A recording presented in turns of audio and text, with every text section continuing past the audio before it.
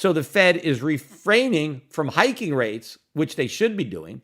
They're just not cutting rates because I think, and I've said this before, I think Powell is afraid to let the cat out of the bag by cutting rates and having long-term rates go up, because that's going to be the end of it, right? If the Fed cuts rates and treasuries go down and yields go up, which I think they're going to do, that is a huge risk that I think the Fed would rather not take.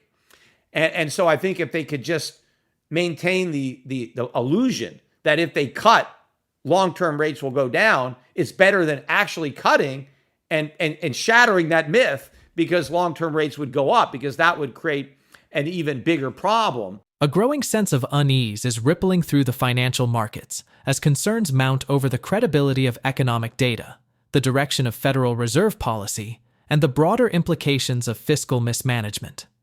The removal of officials following the release of unfavorable statistics has intensified worries about political interference in economic reporting, raising questions about the integrity of the data underpinning policy and market decisions. In response, investors are showing signs of caution. Equity markets have retreated, the dollar has weakened, and gold has advanced, reflecting a broader move toward traditional safe haven assets amid rising skepticism and policy uncertainty. These dynamics come at a time when inflation remains persistently above target, and the Federal Reserve appears reluctant to respond decisively. Despite CPI data showing a 2.7% year-over-year increase, well above the Fed's 2% benchmark, interest rates remain on hold. This is in stark contrast to earlier periods when even minor undershoots prompted aggressive easing measures. Economist Peter Schiff has pointed to this inconsistency, arguing that the Fed is unwilling to tighten policy out of fear for the broader consequences, especially the rising cost of servicing the national debt, which now exceeds $1.3 trillion annually. In Schiff's view, the central bank is quietly choosing political expediency over price stability, allowing inflation to remain entrenched while signaling concern over the fragility of both public finances and the broader economy. He also questions the credibility of Powell's claim that fiscal issues are not a consideration given the direct link between interest rates and exploding deficits. Gold, meanwhile, continues to reaffirm its traditional role as a store of value during periods of economic stress. While equity markets and speculative digital assets have come under pressure, gold has risen steadily, gaining more than 2% during recent sell-offs. Schiff, a long-standing proponent of precious metals, highlights this performance as further evidence of gold's importance in a climate of growing distrust in monetary authorities. Unlike assets tethered to earnings, narratives, or central bank support, gold offers no counterparty risk and holds intrinsic value, qualities that stand out in a landscape increasingly defined by debt-driven growth and policy uncertainty. Now, we present the clips from Peter Schiff's interview. Before we continue to discuss this, please subscribe to our channel and activate the bell icon for timely updates. Thank you, and enjoy the video. That Bitcoin is digital gold is wrong. If it was digital gold, it should trade like gold. I mean, even if it's not like gold in the real sense, that it's a metal, it should at least mimic it in some kind of financial sense, but it is negatively correlated. It goes with the NASDAQ. So it's a digital NASDAQ stock with no revenue, no earnings, no dividends, no assets. I mean, no nothing, right? So it's got nothing to do with gold.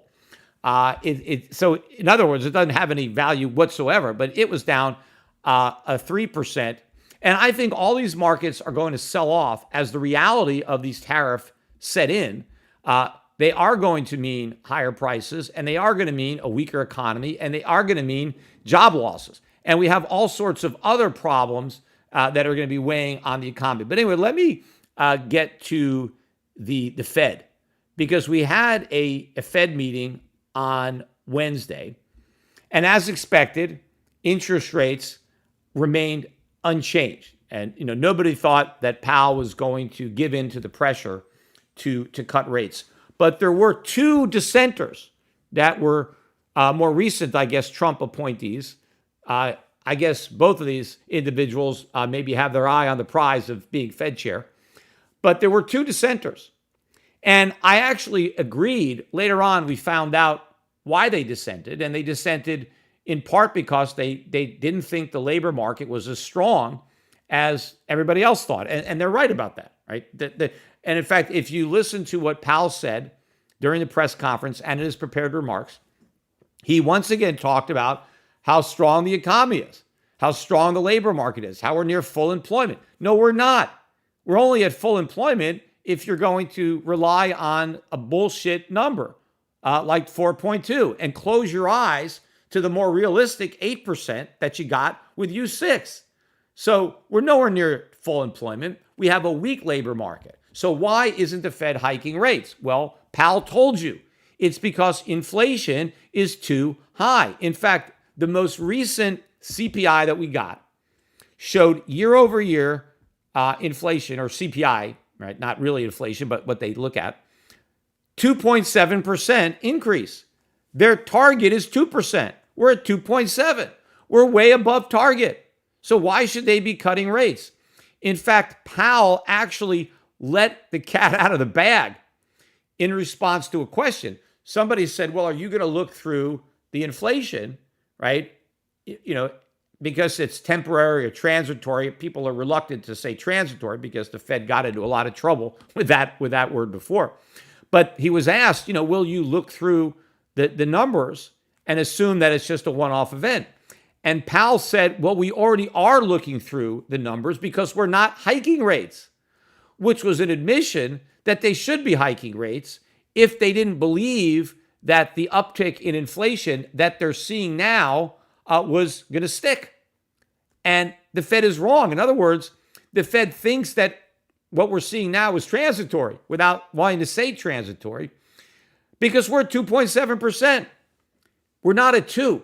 Remember, if the Fed was being honest, which is a big if, about 2% is the goal, right? In 2013, the year-over-year increase in the CPI was 1.5. In 2000, that was 2013. In 2014, it was 1.6. So we were below 2, but by less than we're above it now. So we were not below 2 by a lot. But because of that, the Fed was so, desperate to get inflation to 2%. It saw it as such a big problem that we were a half a percentage point below target, that interest rates were at zero. And they launched QE3 in 2013. The justification was, hey, we're at 1.5% and we need to be 2. And so we really want to make sure that inflation goes up to 2. And so we're doing QE, right? Now, we are above 2 right now by more than we were below it. And so if being below 2 by 0.5% meant we need extreme ease, why don't we need extreme tightening now?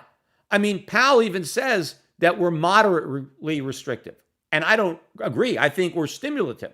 I think that rates are still too low. They're lower than the real rate of inflation. And you can look at the credit growth. Credit continues to grow in this country. And so that credit expansion is the inflation. And money supply is growing. Just look at it, right? So the Fed is not being tight. The Fed is still being easy despite the fact that we're above target by more now than we used to be below it. Now, there was a question that Powell got, and I think he lied. And a reporter said, do you worry about the interest burden that the federal government faces on the national debt? Because when you have interest rates up here at 4.5% versus a lower number, that the government has to pay higher interest on all the treasuries that it rolls over and all the money it borrows. And Powell's answer was, no, we really don't think about that. We really don't consider that at all. How can they not think about that? How can they not consider that? That's, again, like the elephant in the room. I mean, that is a very important element of all this because it actually also determines the size of the debt. Because the more the government has to pay in interest, the higher the budget deficits, because the extra interest payments are themselves borrowed and are added to the deficits. I mean, right now, interest on the national debt is like, 1.3 trillion a year. That's more than half or about half of the entire budget deficit.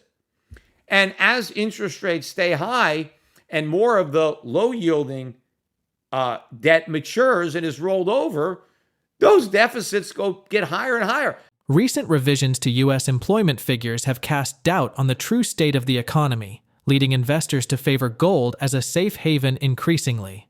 Although the official unemployment rate stayed steady at 4.2%, the decline in labor force participation indicates many workers have stopped seeking jobs and are thus excluded from the count.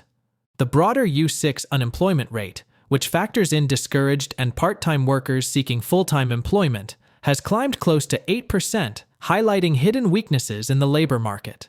Alongside disappointing manufacturing data and ongoing inflation pressures, these trends suggest the economy may be sliding into stagflation. This environment has driven gold prices up more than 2% as investors look for protection amid growing economic uncertainty.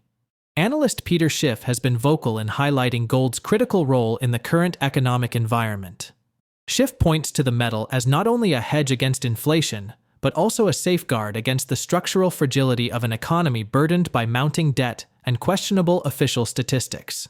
He argues that the persistent revisions to employment figures and the shrinking labor force participation rate reveal deeper flaws in how economic data is collected and presented, undermining trust in government reporting. Schiff believes that as confidence in official economic indicators and monetary policy wanes, gold's rising value signals a market increasingly pricing in inflationary pressures and financial instability ahead. His perspective underscores a broader skepticism toward the Federal Reserve's ability or willingness to tighten policy decisively, especially given the ballooning interest payments on the national debt. Now, anybody who's been a regular listener to this podcast knows that I've been very critical of the accuracy of these numbers, especially the last two job reports, because the last two job reports were both beats where the number came out bigger or stronger, however you want to describe it, than what the consensus forecast had been. Now, the bars were pretty low. They weren't expecting a lot of job creation. I think it was maybe around 125, 130,000. So that's not a lot of jobs to be created. But that's what everybody was looking for. And because the bar was set low, we were able to beat it. Right? The numbers came out better than were expected. And that was always the headline.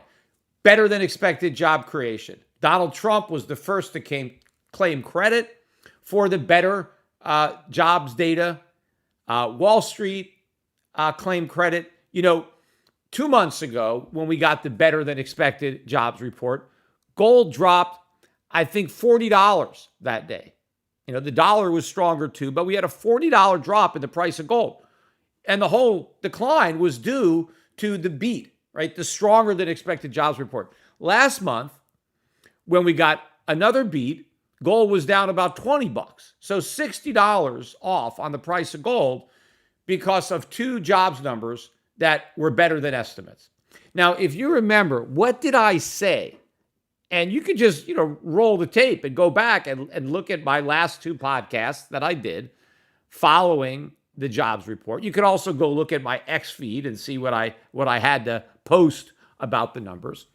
But I said it is ridiculous that anybody is celebrating these numbers, that Trump is bragging about them, that markets are moving on them, because I said they're not real. They are going to be revised down.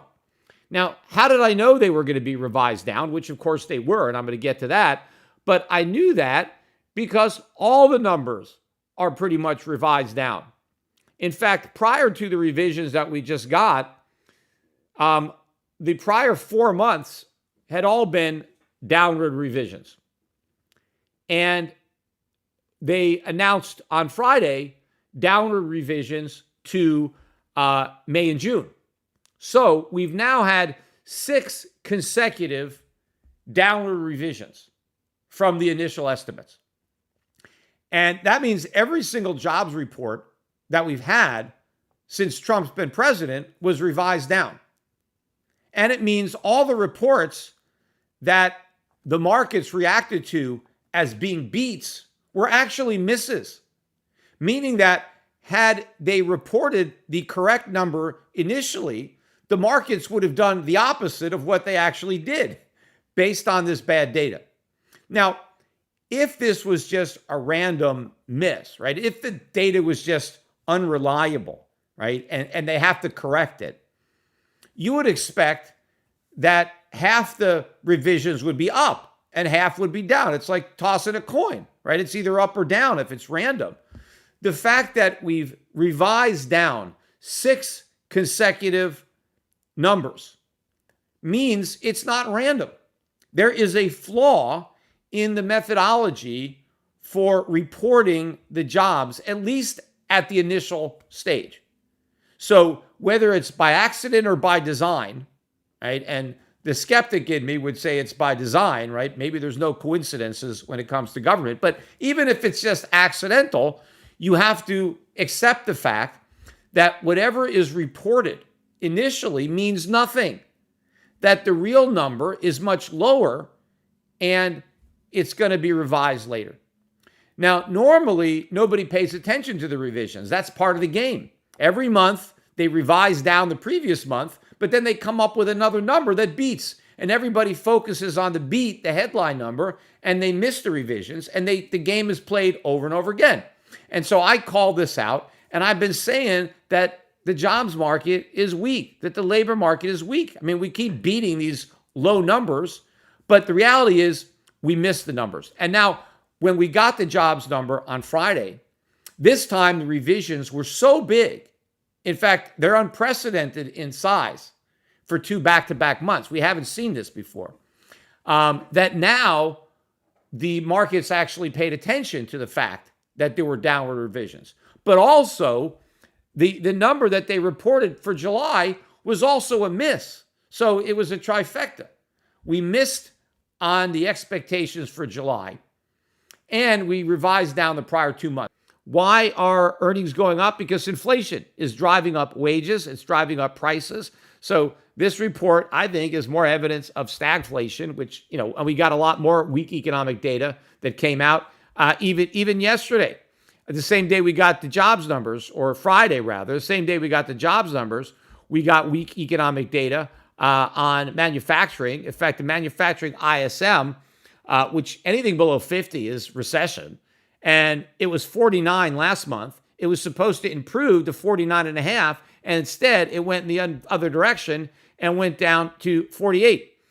So this is a stagflation economy. But let me get to the revisions, because that is, where the real shocks were in the magnitude of these revisions. So remember, the markets and the Trump administration celebrated the jobs numbers when they were originally released, because as originally released, they were beats.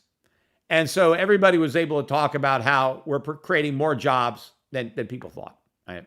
And therefore, the tariffs aren't hurting because the economy is booming and, it's all Trump's fault, right? Gold prices are expected to surge to new record levels over the next 3 months, driven by a convergence of several economic and financial factors. As U.S. economic growth shows signs of slowing and inflation remains stubbornly high, investors are increasingly turning to gold as a safe haven amid growing uncertainty. Concerns about the Federal Reserve's ability to maintain its independence and effectively manage monetary policy are also fueling demand for the metal. At the same time, the U.S. dollar is weakening, making gold more attractive to buyers holding other currencies and further supporting higher prices. Market analysts have raised their forecasts for gold's near-term performance, with predictions now pointing to prices reaching as high as $3,500 an ounce.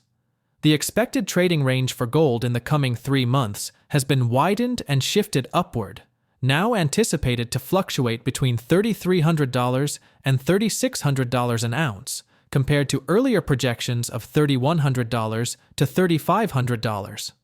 This adjustment reflects a growing consensus that ongoing economic challenges, including inflationary pressures and questions surrounding the Fed's policy direction, will continue to drive investors toward gold as a reliable store of value and hedge against uncertainty. Share your thoughts on Peter's analysis of the gold price in the comment section below. If you find this video informative, please support and turn on notifications to stay informed about our latest videos. See you in the next video. Thanks for watching.